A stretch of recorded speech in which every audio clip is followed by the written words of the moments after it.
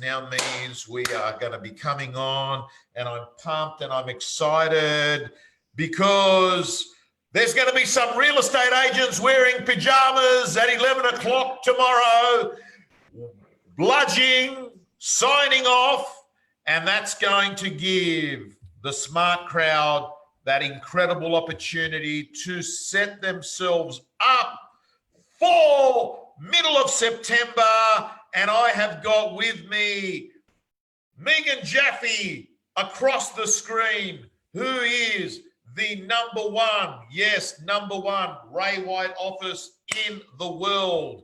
We've also got Nick Lyus, who I'm going to make as a co-host, and he should come on any minute, who is one of the star guns in that business. And why would we be talking to these Why would we be talking to these two people? I'll tell you why. Because apart from being the number one Ray White office in the world, to all the Melbourne agents that are watching this, they have walked your path. There's no need to reinvent the wheel. There's no need to be a drama queen. We don't do drama in real estate, right? You're just going to sort of chill out, because in 6 weeks, you're going to suffocate that monster, right? And that COVID-19 is going to be gone. And Nick and Megan are going to tell you what they did during their lockdown period. Hey, Nick. Hey, Megan. How you going? Fantastic, Tom. Thank you so much for having me on. No, thank you. It's 9 o'clock and you should be doing your stuff. Megan's having her first break since January. And what has she got? She's been hit by real estate agents in Australia, particularly Melbourne. What do we do? It's stage 4, Megan. Well, guess what, guys and girls? It's stage 4 lockdown. It ain't stage 4 cancer. Get real. It ain't terminal. That's the first thing. The second thing is this team here, you can't get better than this. And I got to tell you, like, I felt, you know, it was really weird because I haven't spoke to you guys for a while, and I had no guilt whatsoever calling you, because I thought to myself, they've got this addiction to help people. They're going to think this is good. We're helping someone. And I know that, you know, you like helping, and I know that you've done a bit of that today. I know that, Nick Lyus, you did a fair bit during the week with Ray White at Ash Weston's office, I think. That's right. So gang, I'm going to put it to both of you. How long was lockdown in New Zealand? So we had 6 weeks, 6 weeks of level 4, and we had 48 hours to basically pack our bags and get everybody safely home before the curtain fell down. It was straight into level 4. So 6 weeks. So tomorrow is the last day for Victorian agents in Metro Victoria and Melbourne to do anything, right? I've got a PowerPoint deck that at the end I might go through. I've got simple steps, like I've given you a checklist to everyone that's watching this, what you need to do tomorrow. Like tomorrow is a day of opportunity, because there are things that you can do tomorrow that you won't be able to do after tomorrow, right? So tomorrow you've got this chance before, I think, midnight. But can I ask you, out of curiosity, what's life like after the lockdown? What's the market like? What has happened? Is there buyers there? What's happened to the actual economics of the market? Well, that's the good part of this whole story, Tom, is that it's not all doom and gloom. Yes, lockdown is a massive pain, but we're enjoying the best bounce ever. It is fantastic. Our office, we did 92 million in GCI in the month of July. Personally, I'm up 80% on my business on the year-on-year comparison. 80% of my current business actually coming from referrals of people that I worked with and actually like genuinely took care of during lockdown. Everyone's going, Nick's a great guy. List with him, list with him, list with him. So the good news, and you can share this story in and around Melbourne, you can say, look, Mr. and Mrs. Vendor, if we use Auckland as an example, they went through exactly the same thing that we've went through, and they've had a massive bounce. We need to get ready. We need to think about the plan. So as soon as we can get the photographers back in, we can get the photographers. Let's start writing the text now. Let's work out our position, because you can bet your dollar that as soon as you're out of lockdown, the conversations will start. But if you've got your clients ready, happy, and trusting you, then as soon as you're ready to get that photographer and get the open for inspections happening and book the auctioneer, you can start making it happen again. But before you get there, there's a road that you have to walk. Okay. So, Nick, I'd love to talk about the road you have to walk, because I would assume that one of those roads is over communicate, don't under communicate to the market, don't get inward, don't go to, we got a thing called Bunnings Hardware, and Bunnings Hardware took off during, you know, our first lockdown. People were coming back, putting up the ladders, gonna paint here, right? You know, everyone's pumped, hit the booze at lunchtime. What does the park look like that's going to give you a beautiful rainbow at the end? What's it look like? Step one is you've got to accept the situation. There's some things in life we can change, some things we can't change. We can't change the lockdown. It has to happen. It's got to be there. So you've got to accept that at the moment you're going to be a little bit tired, you're going to be frustrated, you're going to be angry, you're probably going to be a little bit scared, and that's just human nature. That's good. Take all of that on board because it's necessary to feel all of that. I know in the past I've tried to block out emotion and, oh, don't cry. All you do is you put it in that big emotional jam jar and then bang, it explodes and it's no good. So actually listen to how you're feeling at the moment, because you need to deal with that. Like, you've got to work on yourself first before you can look after your family, before you can look after your colleagues, before you can turn around and ask the principal, how's it all going? How are you going to run the business? Don't forget the principals in all of this, because they've got a lot more pressure than some of the agents. So that's just a tip for the agents that are out there. Good point. That's a very good point. Be nice to the bosses, because apart from the vendors, right? And they're, oh, wow, we've got our little trio there. Olivia and Theo have come in as well. Beautiful. The A team here. So that's a very good point, Bud. You know, because business owners right now, like, they've got a layer of extra complexity than the sales agent going on, right?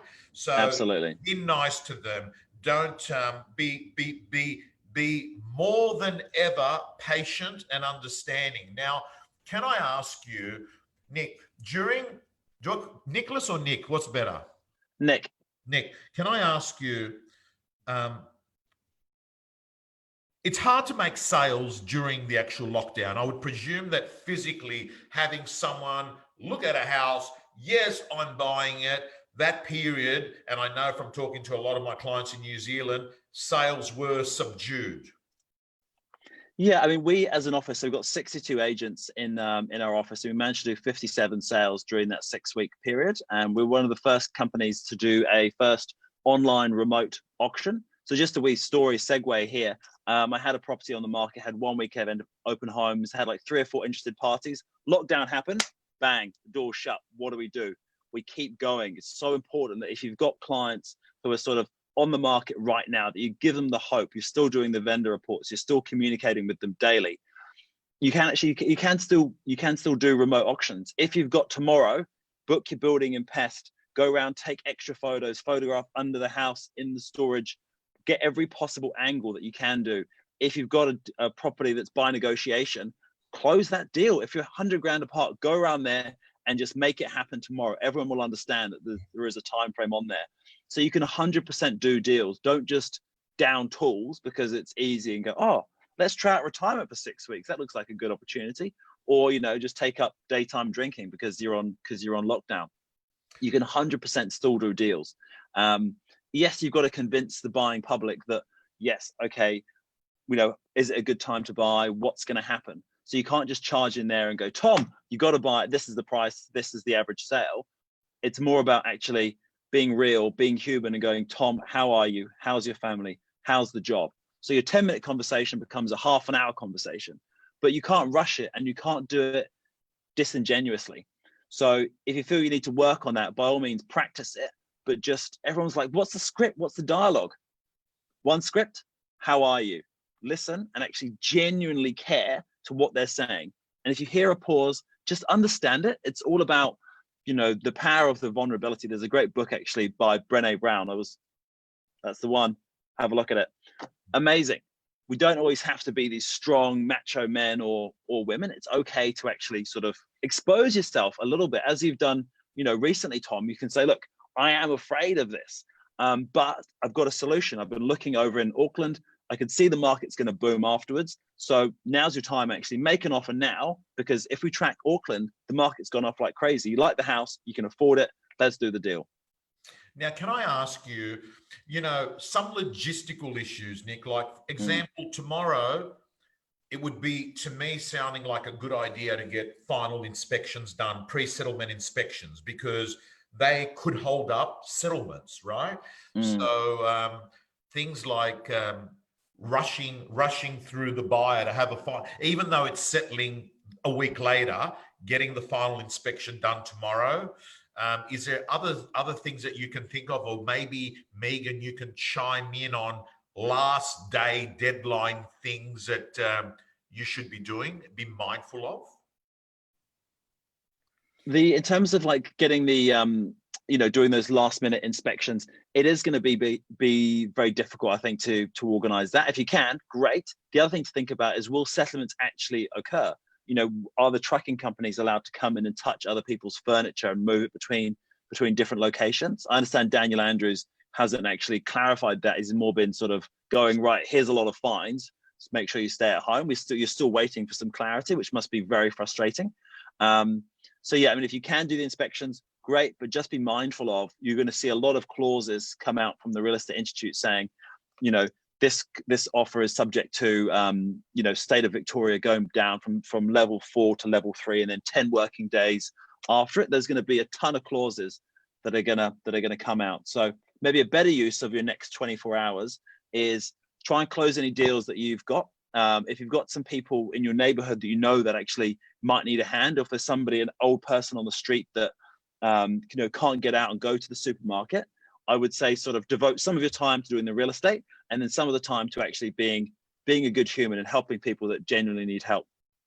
Yeah, and I've got to say to everyone that's watching this right now, I will say to you that I think that there's one simple call that's a no-brainer call, that's an easy call, is to ring people up during the whole period and say, hey, it's Tom here from Ray White. I want to let you know, for us, it's business as usual in an unusual way. Is there any help I can give you at this time? And I reckon you just say that and then just go with the conversation. I think too many people think they say this, I say this. They say that, I say this. They keep playing this ping pong game in their head. I reckon the person that wins is the person that speaks to someone, Yeah.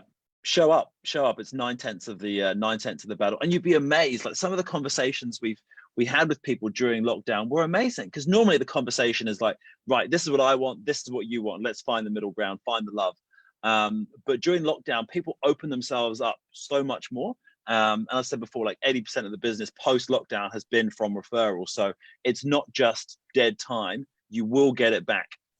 Now, Nick, I wanted to ask you, well, firstly, I concur 1,000,000% what you said about talking to people, because Mark McLeod, who oversees, he doesn't oversee it, but I think his partner does, Concierge, said that they had 3 times the calls that they monitor, the length of calls during lockdown, 3 times as long, which says that people have time to talk to you, and which is something that you should not take for granted, and you should never waste a crisis. And to me, here is an opportunity to not waste a crisis. I want to ask you, there were certain things that were going on with Ray White Remuera that kept people sort of positive in an environment where I can see getting susceptible. You're on your own, you've got to manage free time, you're inside your property most of the time. What were some of the things that were going on with Ray White Remuera that kept things as good as possible?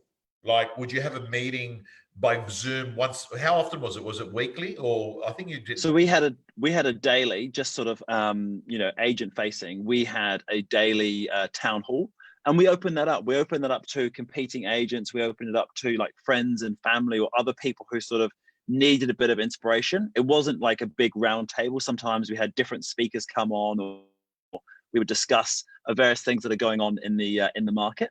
So yeah, constant communication, because some people needed to step up and do more leadership roles. Other people just needed to be they just needed some love because they're at home alone, and it gets boring and depressing when you can't get out, go to the gym and go and have dinner with friends. 6 weeks is a long time. So it was all about basically daily communication with the town halls. And you can work together with this. It's not a brand thing, it's not a yellow thing or a blue thing. It's about just people helping people is really key. So that was number one. Number two is what we call the telephone tree. So you can imagine like Megan at the top, and then just sort of pushing down all this great information and just encouraging other agents to call other agents and just make sure everybody was okay. But the tree only works if you've got good roots at the bottom, actually, that core foundation. And you can't fake that, Tom. Either you've got it as a company or organization, as a leader, or as you don't. So this is actually a good acid test of where the business is at and the culture that's actually inside, because it will all come to through now. Oh, that's a good point, because I think what happens is events like this expose good and bad. They expose strengths and weaknesses. They expose cracks. And most importantly, they expose leadership. What will you do when the shit's down? What will you do when the plane has hit massive turbulence? How will you react? That is a time that you get a test of what's underneath the bonnet, because everyone looks fantastic when things are great. I want to ask you, to the salespeople that are watching this, Nick, what do you say? How are you? Like, what was your, like, you look back at your pattern of your days. What was it like? Because have you got a family? Yes, I've got 3 kids, 11, 8, and 6 years old. So it's busy. So explain to me, so, you'd wake up, like, did you have an area in the house that you worked out of? How did that all work? Well, it's quite funny actually, Tom. So, we've got a house with a separate study, but the kids were always like coming in and interrupting. And so sometimes, I was doing like a town hall session for the team, and I was having to hide in the kids' playhouse in the garden, because it was the only quiet place you could find. So you'll certainly become very inventive. But I started off at the beginning, and I was sort of on the COVID couch, and I was drinking too much. But then I sort of routine and process actually sets you free. So just back to the basics, something that we all know deep down is get up early, do your reading, do your exercise. You've only got, reading the rules for Victoria, you've only got 1 hour outside, per day. So go for a half an hour run in the morning and then one before bed. You need to get it all moving mentally and physically. So do your exercise, download the Calm app or something like that, something to get your headspace right. Or when I run, I listen to podcasts or Audible. Just get some good information in your brain, because you need to have the energy to take it on. It's all very intense, and you need to be able to let it wash over you. Otherwise, it's just gonna eat you. So that good morning routine. Then I was ready for the kids, help the kids with the schoolwork, and then get on the phone. Okay, so wake up, work on yourself, exercise, positive information, kids, on the phone, and call me old-fashioned, but simply the girls and guys that seem to have the most conversations seem to get all the listings. So, people that I had some guys said to me, I got approached yesterday. He said, Tom, I know that you got a big real estate audience. I can change their lives. I can get them in contact with their direct customers. I said, listen, we know who the customer is. We know where their house is. We've got their number. We simply just don't do it. Go away. All right. So anyway, what I was gonna say, Nick. So then you used to speak. You talk to people on the phone, and I get the impression you got very good EQ. I can see that. Yeah. You started a conversation, and you went along, and you met the client where they're at, and you went with the flow, and you went through those things there, and then you stopped and had lunch was always. Did you have takeaway, or you always cooked home lunch? No, we no takeaways for us. So yeah, we just ate at home as a family, and then I'd block out, spend some time in the afternoon playing with the kids, and then get back out or do some housework or something for an hour. Like you've got to break it up. Like 6 weeks is a long time, and if you can find the time to, that's why I started doing some meditation and doing more reading as well. just because you can't just do like play and work. There's got to be something else in between as well. And you've got to come out of it and go, okay, 6 weeks, everyone's still happy in the family and business is okay, but what have you done to develop yourself? Like, I view COVID as this massive opportunity. It's like a great equalizer in real estate. Suddenly, all that previous track record is still relevant, but it's not as relevant. People want to know that how much you care. So this is a massive opportunity. If you're a rookie in real estate, congratulations. Everything, all the slate has just been wiped clean. Now people aren't going to ask what you've sold or what your days on market or your clearance rate. They want to know, are you a good human? Are you there to look after me? Have you got my best interests at heart? Call them. Okay. What I want to do very quickly, Nick, and it's going to give you time to think about other things that you think you should mention. What I'm going to do is very quickly just run through, just for everyone, I've got checklists. I love checklists because I actually think what gets scheduled gets done. Here are action steps that everyone needs to do. Some are more relevant to others than others. Sign up listings on your hit list, organize final inspections, get videos of every property video, bring forward auctions, find out mobile numbers of all your lawyers, their mobile, so you can have them if you need to ring them. Try, call, email, social media blast, informing them, upwording your website. Let your website have the information that's the latest, take the inspection times out, and make sure that you amend any clauses in any contracts. I'll move on. You've got to divert your phone to a mobile phone because there won't be anyone in the office. You've got to make sure that you've got login and access from home for everyone. You've got to work out in your office who is the IT support person. You've got to clean out the fridge and empty the rubbish because we want an office that's not going to be too stinky later on. Take home the office plants. Geez, I know this sounds very prescriptive, but it's a checklist. Put a sign on the door letting people know what's going on. Lockdown essentials. Tomorrow is the last day. You can go to Officeworks and buy a few things, and as well, exercise equipment, weights, TRX curves, ropes, rubber bands, any gym stuff. Now's your time. Let's keep moving. You've also got to make a list of the things you can look forward to once lockdown is over. Keep your eyes on the prize. And what Nick said, 92 million. Wake up. That's nearly $2 million in commission. That's only at 2%. It could actually be more than that. That's what's coming, guys. Personal development. Get your podcast, audiobooks ready. Don't spend more than 15 minutes a day listening to people on TV because you'll get an infodemic versus a pandemic if you do that. If you stay glued on TV, have a to-do list every day. Schedule your online social hangouts with friends and family. You could have drinks with people, having wine on Friday nights on Zoom. Help someone else in your community. That's a good thing to do. Play some board games with the family. I gotta tell you, the funniest thing all is I bought a game of Monopoly, Nick, and I sat there. Oh, by the way, everyone, they are the phone numbers for mental health in Victoria. Susan, thank you for putting them all together.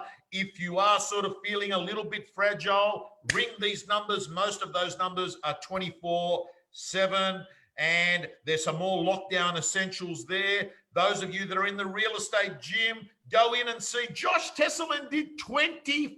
How many sales did he do? He did 20. He did a sale a day during lockdown. He's joined Ray White, by the way. He joined Ray White. He has taken a Ray White franchise. So in the gym, I've got specific content, especially for COVID. I said to Susan, why don't we get people to join the gym on this thing? She says it's closed and we can't handle to take more people on at the moment because onboarding is a process for us. So just go on the wait list. And I will go back here to this and so there's a bunch of things that you can do tomorrow, and there's a checklist to get people sort of sorted that need sort of a bit of structure into how to exit the end of stage 3 and enter into stage 4. Nick, is there other stuff that, you think that knowing what you know today, which is, how many days are we past your lockdown? Is it 60 days since you opened up? It's 100 days, 100 days. So since stage 4 finished, it's 100 days. Correct. So what does it, like when you walk around Auckland, Does it feel like COVID existed? No, it feels like in our little New Zealand bubble, you don't know it at all. But then you think about, like, what's going on in America, across the ditch with our cousins, then you sort of, you can't really get too excited, because you know that we're just, one slip up away from going back into lockdown. So we're all very happy and we're positive. We can go to Queenstown and that's great, but it's only short termism. And so sort of we're using that to help encourage people to make decisions. And I term it COVID clarity. So basically, homeowners and buyers, they've been on the couch, they'll be at home for 6 weeks, and then afterwards they are ready to make decisions. Life is short. Things that you took for granted, like, of course we can go to Bali on holiday, of course we can go to Queenstown, that's all ripped away from you. Post-lockdown, your clients will be ready to make decisions, and they want to go with somebody that they can trust and someone that can actually deliver their results. What I'll do for you guys, Tom, is I'll put together a little case study of the Auckland market in the 100 days post-lockdown, so that when everyone here is talking to their clients, they can go, look, here's a positive news story of what's happened in Auckland. Hopefully it'll be the same in Melbourne, as the markets are sort of got some degrees of similarity, just so that when you're talking to your clients out there, you've got a positive story to tell people. And like everybody loves stories. I've got a good story for you, Tom, if you've got a second. Yes, of course.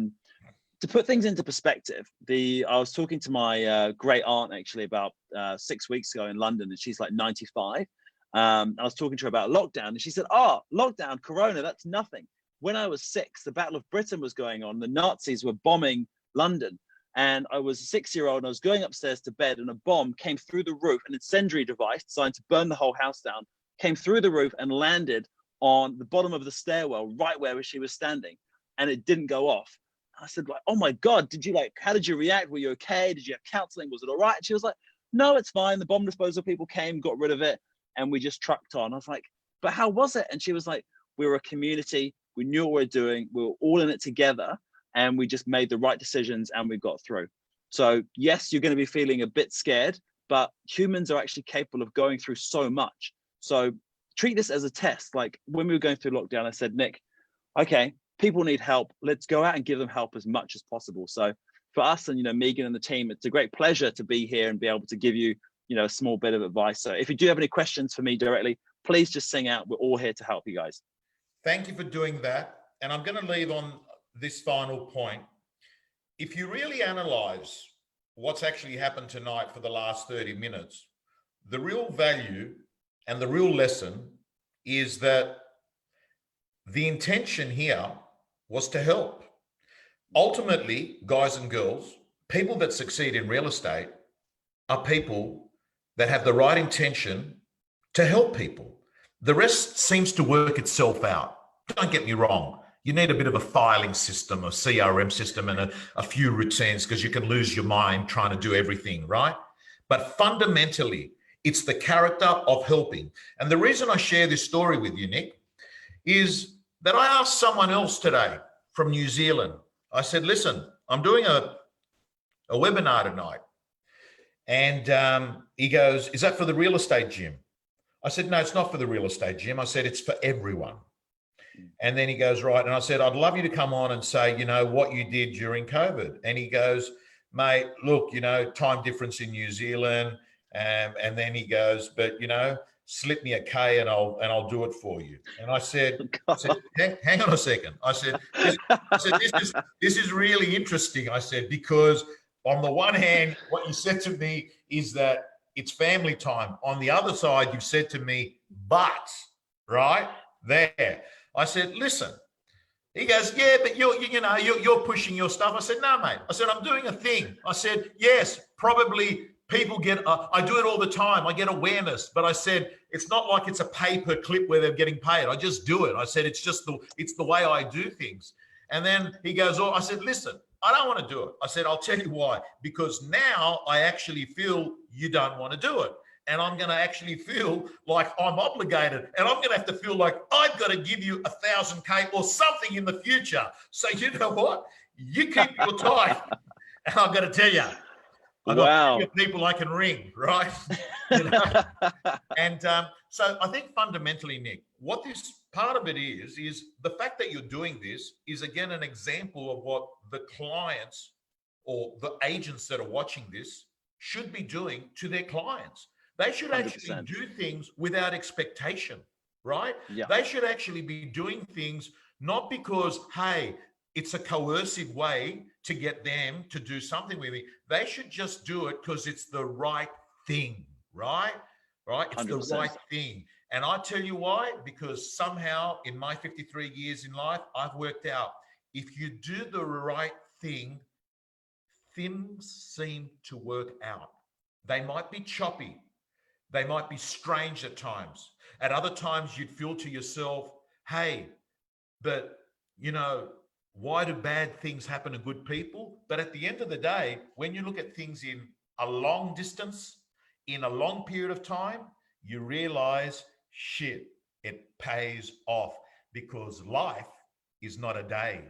It's thousands and thousands of days. So I want to thank you, you know, and Megan, you know, the leader of that incredible business that pretty much has stamped her psychological fingerprint on people's brains. And in some ways, it's a little bit self-fulfilling, because I suppose they won't join if they don't think that way. And if they do think differently, they won't stay there. So fundamentally, you've got an environment of around 100 or so sales agents. I think, is that what the number you said?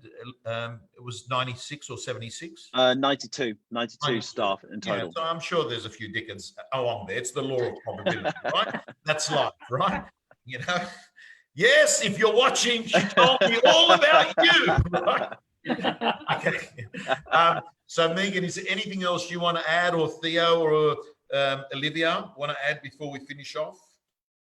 Nick, you've said some very beautiful things. What I would like to say is slow down, calm down.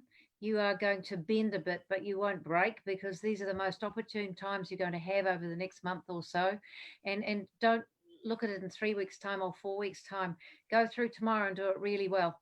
And then go through the next day and do it really well. And just do each day really well, really thoroughly. Stick to your routines, support your colleagues, support your friends, your families, and your communities. And it's such a time where you can really take a look at what really does matter, because I call it COVID-19. I utterly covet the fact that we've had this experience. We were lucky that it was short and sharp, and we went in and then we came out strong. But it's such a good time to take a look at everything as we are continuing to build our businesses and build our relationships and our families throughout the process. So do not get stuck in that COVID couch. Put your gear on, stay focused, do your work in caring for other people, and it all just works its way. It works its way through. And you know, I couldn't do it without great people. Nick, you're a great person, but beside me are two wonderful people who have utterly, they flew the plane and we were flying on instruments, because the weather conditions were pretty crappy and we could not see where we were flying, but we knew where we needed to land, and we knew in which direction we were heading every single day. So we know how to fly on instruments now, and we've been on autopilot for a while. I think this is the most wonderful opportunity, and we can only see it as an opportunity, because there's so much, Tom, that we can control. There's so much we can control. I've got to, and I'm going to finish off with this, because I wrote these 10 mantras out at the start, talking about controlling this. I don't believe in affirmations. I don't believe that if you write something, hey, I want a red Maserati by the 30th of June, that doesn't work for me. And I don't want a red Maserati anyway. Maybe that's the real problem. And I should write things that I want, right? Anyway, the point is, I wrote out 10 things on the beginning of lockdown. Here they are. Forget about yourself. Hey, I got to tell you, this is incredible. This is from a personal perspective. I lost 140 speaking gigs after March 9th, because there's no there, right? And they're roughly around $6-7 grand each, right? So there was a lot of money, but I was sort of happy, because I am immune suppressed, and I thought, you know what, like, it's going to work out. But I've got to tell you, even without all the speaking, I've had June's my best month, July's my next best month. I've had incredible months. Here's my motto: forget about yourself and focus on others. Forget about your commodity and focus on your relationships. Forget about the sale now, Tom, and focus on creating value. Forget about what you've lost, Tom, and focus on the opportunity. Forget about your difficulties, Tom, and focus on your progress. Forget about the future, Tom, and focus on a good day. What Megan said, what's going to make it a good day? Forget about who you were and start focusing on who you can be. Forget about your events and focus on your responses. Forget about Daniel Andrews. Whether you like him or you hate him, he doesn't really care that much. So focus on what you can control. The next thing is forget about what's missing and focus on what's available, and forget about your complaints and focus on your gratitude. And I'm totally grateful for you guys. Totally grateful. You're an amazing client.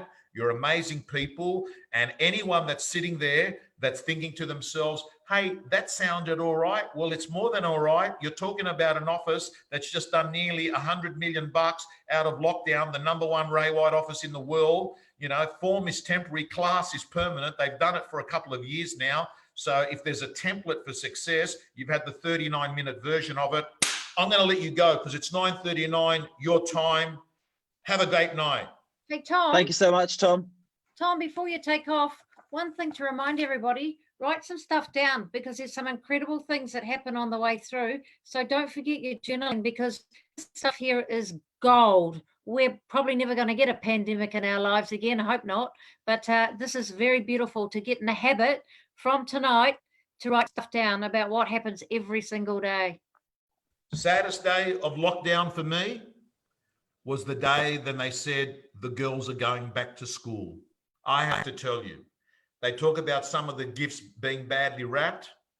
Who would have thought on the first day of lockdown when I sat down with my girls and I said, girls, I'm going to be around a lot. You're around a lot. This is something we've never had. Christina looked at me and she stared at me for about 30 seconds. She goes, what's your point? I said, but I got to tell you, 5 weeks later, when the school said schools are back, I remember it's weird. You know, when you go on holidays and with your family all the time, and then as the days come over, you know that it's going to end. Don't miss the opportunity to connect because never forget who will cry when you die. Signing off. Thank you.